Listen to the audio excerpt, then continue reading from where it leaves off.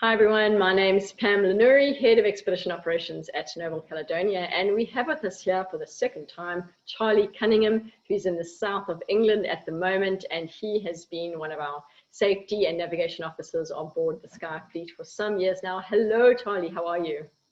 Good afternoon, Pam. Hello. Nice to see you again, and thank you for giving us your time. So today, as our follow-up, we wanted to ask you a couple of bow questions and a couple of legal questions.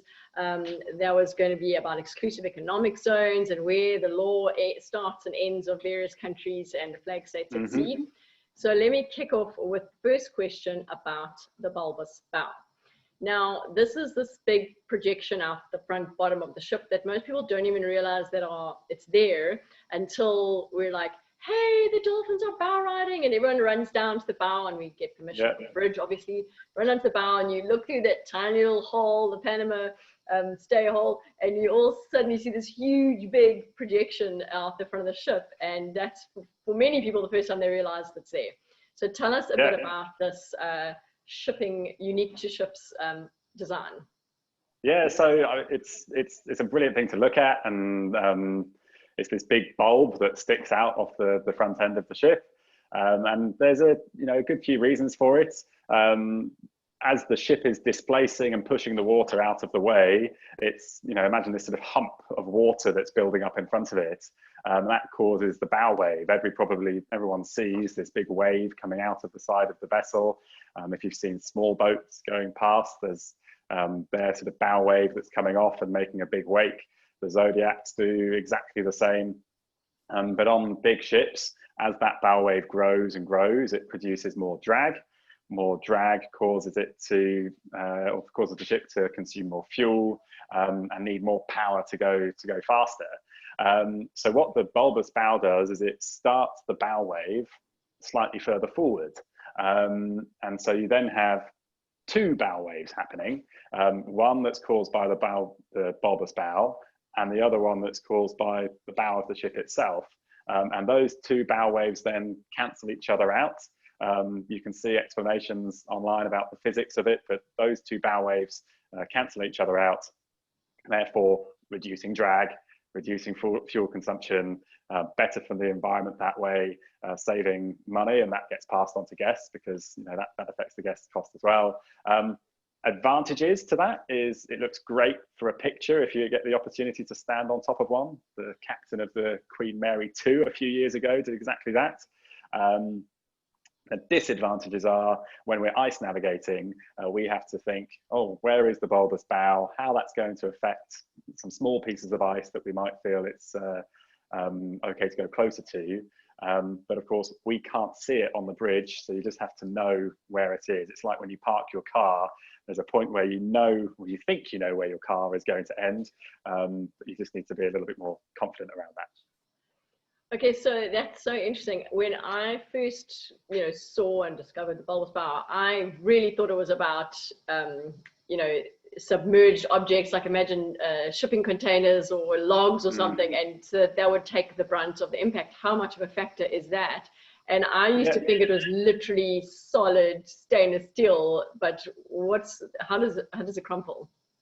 Yeah, so there is a bulkhead at the forward end of every ship, which is called quite scarily called the collision bulkhead, and the bulbous bow is forward of that.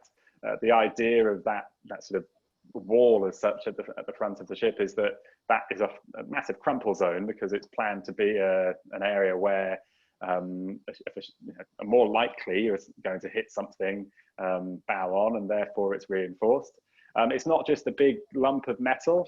You can actually crawl inside from the inside. So there had been times in dry dock and in wet yard, yard times and things that I had been in the forepeak of one of the sky ships, for example.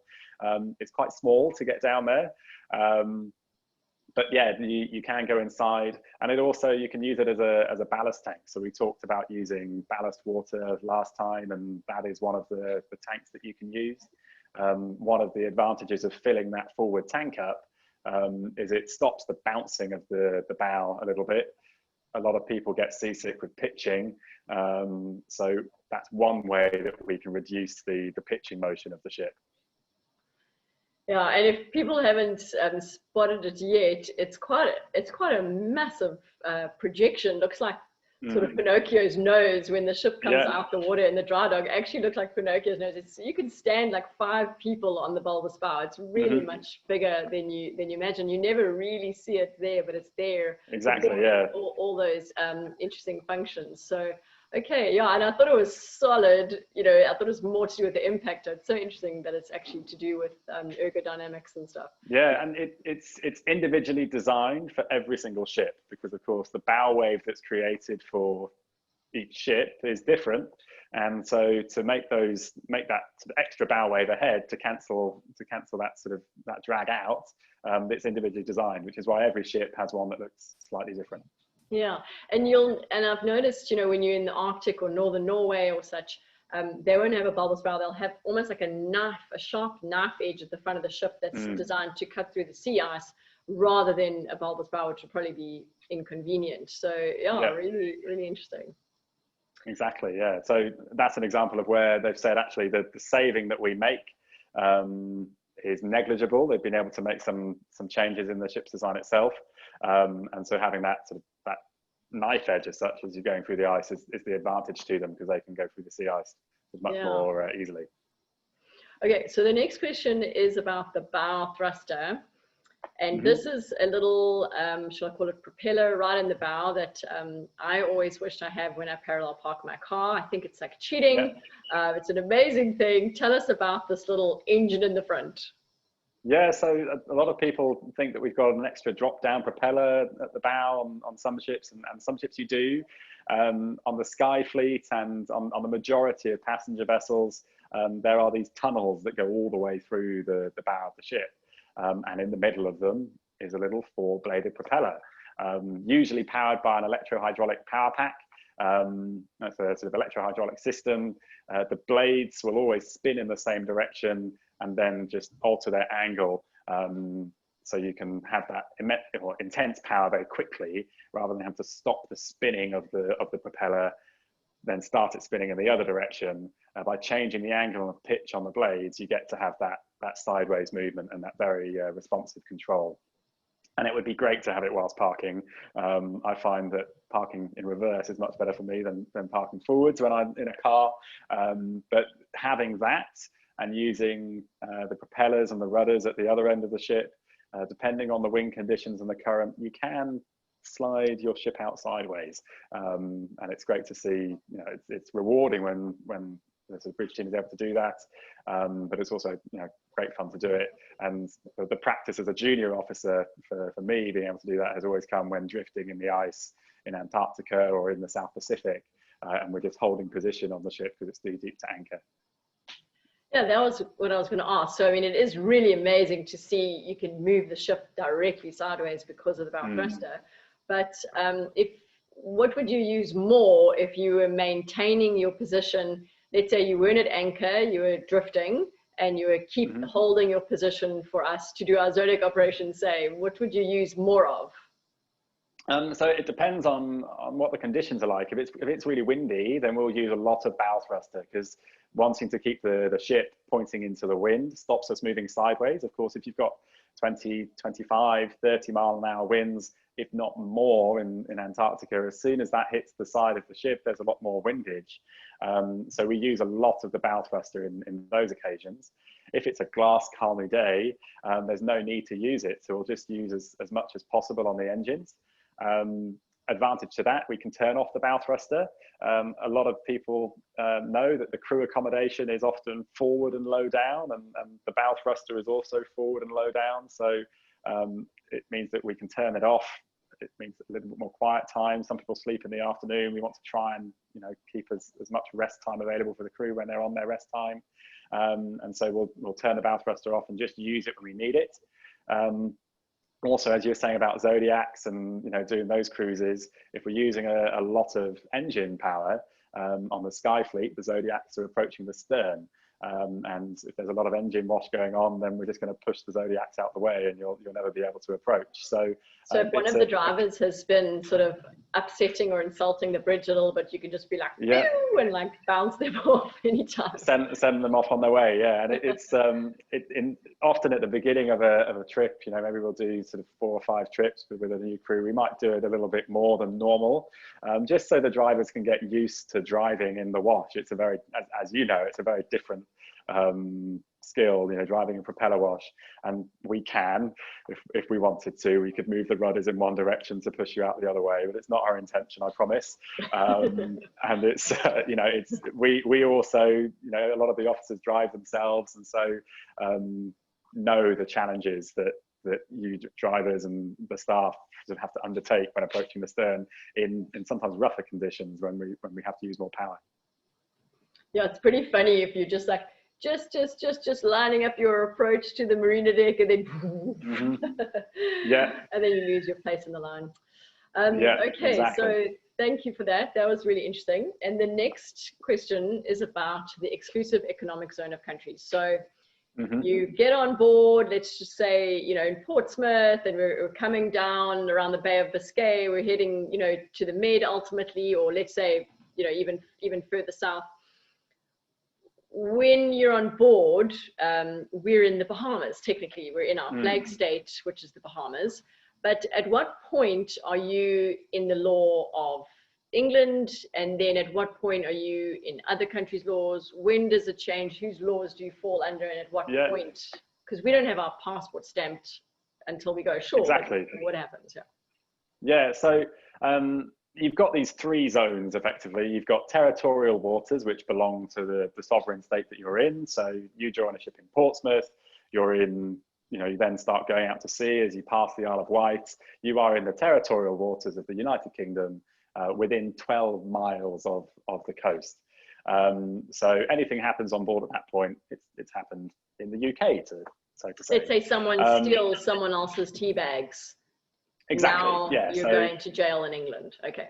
Yeah. Well, so yeah, if it's going through that process, then absolutely. And you know, hopefully you would sort the problem with the tea bags out on board, but you know, some people prefer Tetley and some people prefer Yorkshire. So there's all those kind of sort of things that come into mind.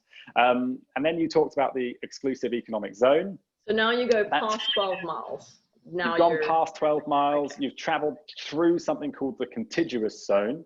The contiguous zone, you're into what we call the high seas. So you're no longer in the territorial water of a nation, but they might still have some limited control over what's going on. So it might be that a country's immigration forces or you know, border force might come and interrogate your vessel outside of that 12 miles. Ultimately, it depends on each country what they're sort of seeing. And then that extends further 200 miles. You have or up to 200 miles, sorry, you have the exclusive economic zone. And that all came about in the early 1980s, but then came into force in, I think it was 1994.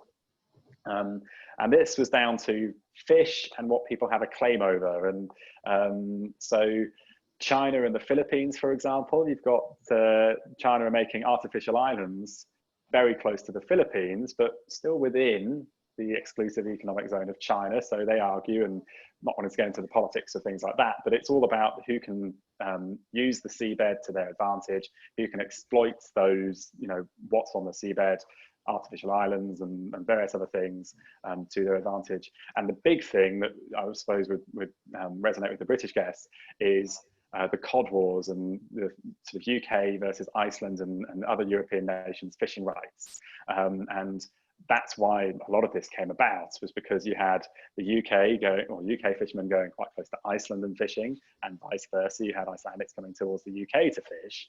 And before these laws were brought into place, bringing a uniform distance from land of territorial water and what the exclusive economic zone was, people would just go and fish 3 miles from land if they wanted to, because it was allowed. So that whole process was to bring some ownership and some rules worldwide into force on who could fish where and who could do what with the seabed. Yeah, and a lot of countries that have foreign islands, foreign islands in totally other side of the world, is a lot to do with wanting the oceans and what's in the oceans, not so much the islands themselves. All across the Pacific or the Indian Ocean or the Atlantic, it'll be like, we want those waters. 200 miles of waters is a lot more than just the little islands themselves. So, okay, so yeah, a lot of disputes. Okay, so now beyond 200 nautical miles, then you're in the high seas. Yeah, you're in the high seas, and let's go tropical. Let's say somebody's taken your mosquito head net or something like that. Mosquitoes like to come and bite in the tropical sort of nations that we visit. You are on the sky ships. You are in the Bahamas, and the law of the Bahamas, goes. So if you were to get married on one of the sky ships, for example, which we haven't done. I've never had weddings in Antarctica and things, but if you wanted to have your sort of marriage and go through that process, then the registering of a marriage would be in the Bahamas, and it would go into the ship's official logbook.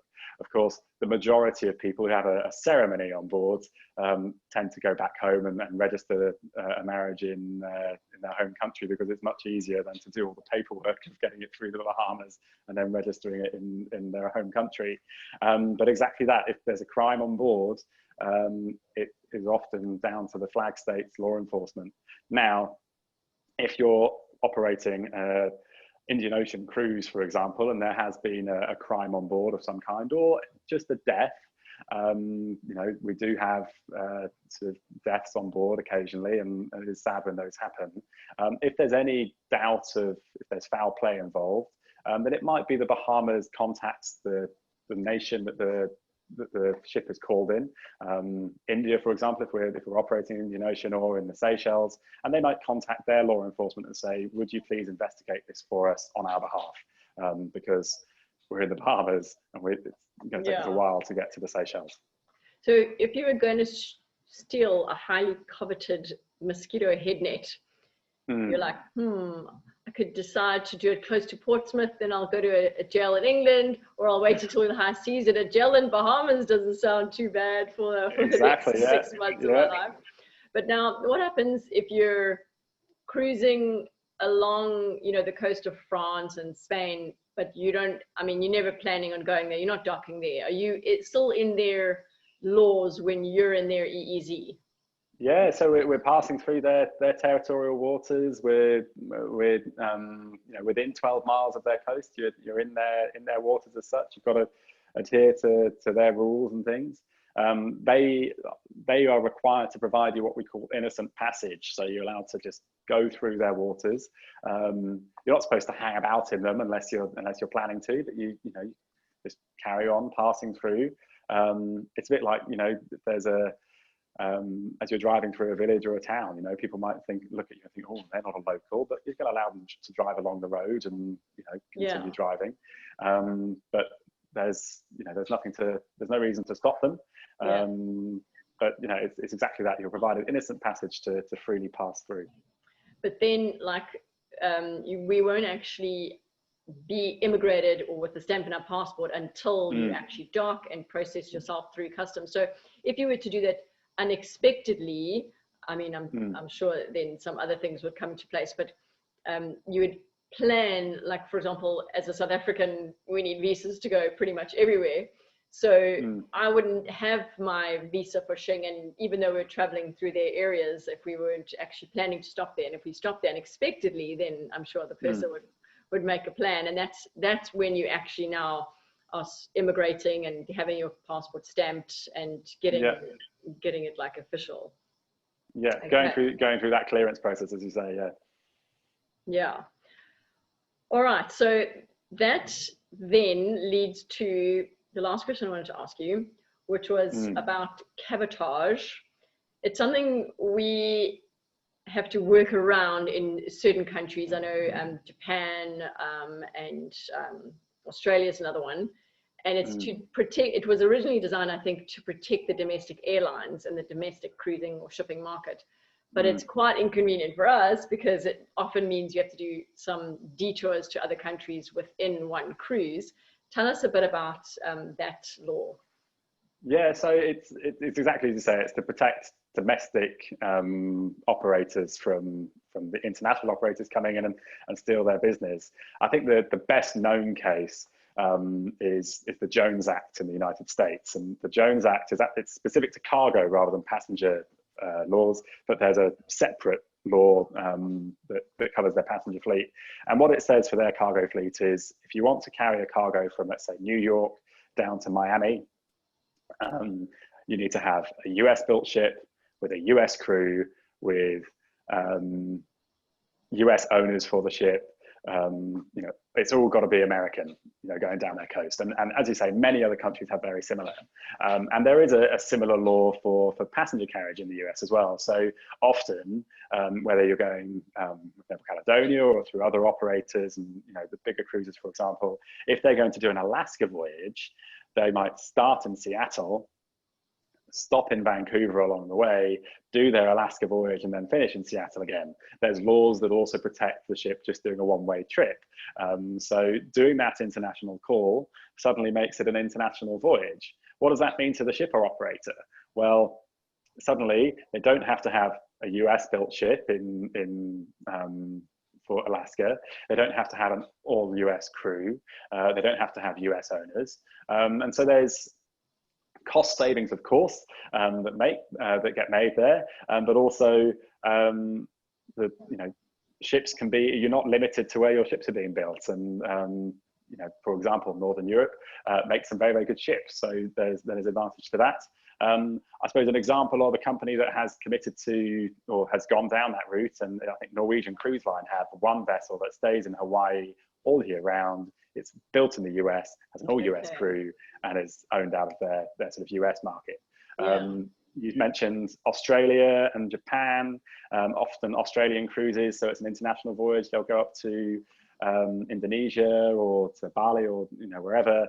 The UK has had similar rules depending on where the ships are from. The Isle of Man is a perfect place to stop and to make that happen. So it's a very common thing. Yeah. In Japan, I know we pop over to South Korea, which is actually a great day popping across the Sea of Japan and going South Korea. So it's a circumnavigation of Japan, but you pop over to South Korea for a day. That's great. And the argument, I know I think they're doing some of the Canadian Arctic trips going out of Halifax and things, often ships will pop across to Saint-Pierre and Miquelon. And that isn't a short trip to make. But, the argument that as an international operator would make to a country is, hey, look, we're taking our 100 passengers, our 115 passengers to another nation because that's what your laws need us to do. We could be spending another overnight in your community, in your local economy, with people going to restaurants and finding out more about your sort of that host nation. So there are, a lot of those laws were thought up in the late 1800s, early 1900s. It might be time for them to get renegotiated, but who knows? We'll see what happens. Yeah, because there's not that many of them left, and it's definitely a sense of globalization of most of those industries now. So anyway, it's not too much of an inconvenience for most of our. Especially when we can visit South Korea as well in Japan. It's a great option to hop across and see another nation. And I think it was East Timor from Northern Australia. That was also a really nice one. So yeah. Charlie, thank you so much. It's always fun chatting with you and getting all those great explanations about these little curiosities about how things work in the international shipping world. So yeah, I really appreciate your time, and I hope you enjoy the rest of your day. Thank you very much. You too, and I'll speak to you soon. Great. Bye. Have a good one.